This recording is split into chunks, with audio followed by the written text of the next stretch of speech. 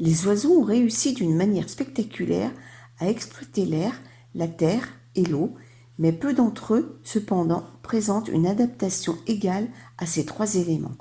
Voyons ensemble les différents types de déplacements.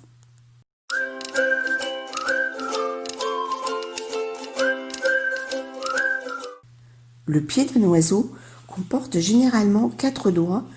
L'un, le pouce, est dirigé vers l'arrière, les 3 autres vers l'avant. Chez les oiseaux coureurs, la perdrix par exemple, le pouce est très court et surélevé par rapport aux autres doigts, ce qui réduit ainsi au minimum la surface du pied au contact du sol. De longues pattes sont en revanche évidents pour les oiseaux qui, tels les hérons, pataugent en eau peu profonde à la recherche d'une proie.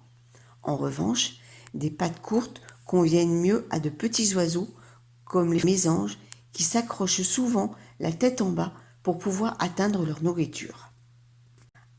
À chaque type de patte, sa fonction.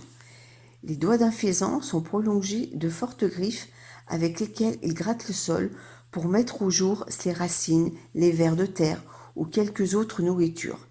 De plus, chez le mâle, les pattes sont munies d'excroissances cornées et pointues, les ergots, qui sont des armes redoutables. Quant aux serres recourbées de l'aigle, du faucon pèlerin ou du balbuzard pêcheur, ce sont de véritables poignards avec lesquels ils saisissent et tuent leur proie.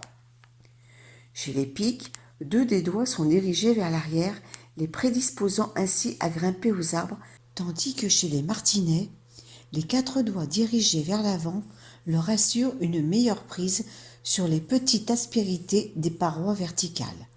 Les pieds palmés permettent aux oiseaux nageurs de se mouvoir dans l'eau.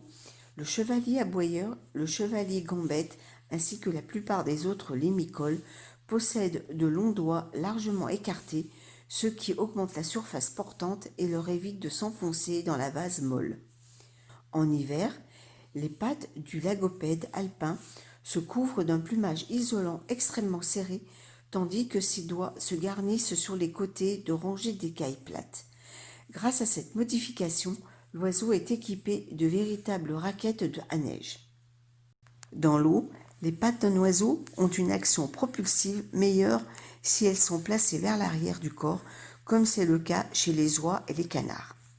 En contrepartie, ses pattes situées trop loin du centre de gravité de l'oiseau lui donnent à terre un équilibre instable qui entrave sa marche.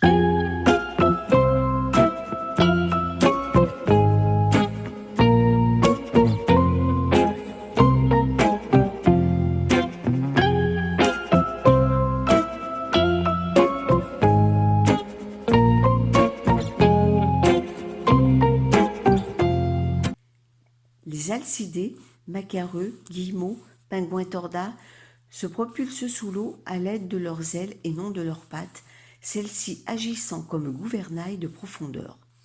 Leurs ailes, fortement musclées, se sont plus ou moins modifiées en nageoires, ce qui a réduit d'autant leur qualité volière. Le grand pingouin, aujourd'hui disparu, avait même perdu complètement sa faculté de voler. Enfin, quelques canards marins, comme les macreuses, utilisent à la fois leurs ailes et leurs pattes pour nager sous l'eau. J'espère que ce sujet vous a plu et on se dit à bientôt pour une prochaine vidéo.